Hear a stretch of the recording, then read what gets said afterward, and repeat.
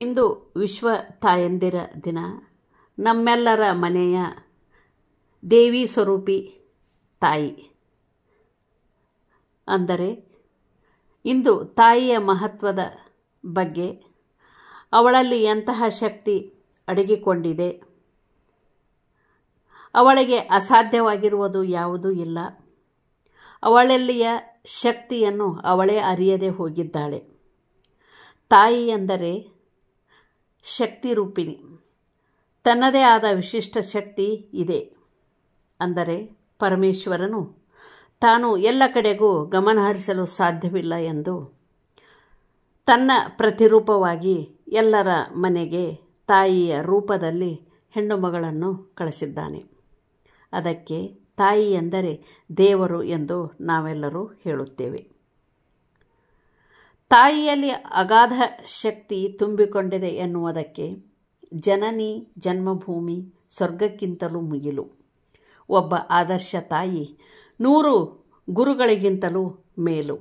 ಅದಕ್ಕೆ ಅವಳಿಗೆ ಶಕ್ತಿ ರೂಪಿಣಿ ಎಂದು.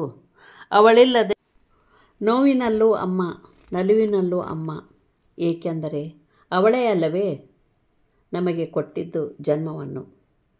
ತಾಯಿ ಎಂಬ ಪದ ಮೀರಿದ್ದು ಅಮ್ಮನ ಪ್ರೀತಿ ವಾತ್ಸಲ್ಯ ಮಾತ್ರ. ಎಂತಹ ಸಮಯದಲ್ಲಿಯೂ ಸಹ ಒಂದೇ ರೀತಿಯ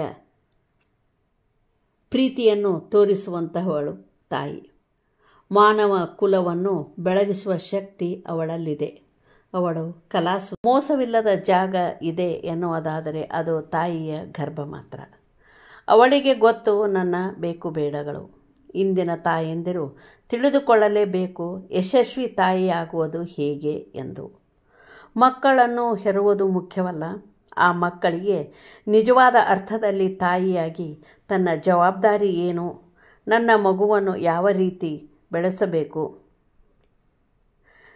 ಮಗುವಿಗೆ ಯಾವ ರೀತಿಯ ಸಂಸ್ಕಾರ ಕೊಡಬೇಕು ಎಂದು ಅರಿತುಕೊಳ್ಳುವುದು ನನ್ನ ಮುಂದಿನ ವಿಡಿಯೋದಲ್ಲಿ ನೋಡಿ. ಹಾಗಾದರೆ ಸಬ್ಸ್ಕ್ರೈಬ್ ಮಾಡಿ, ಬೆಲ್ ಬಟನ್ ಒತ್ತಿ.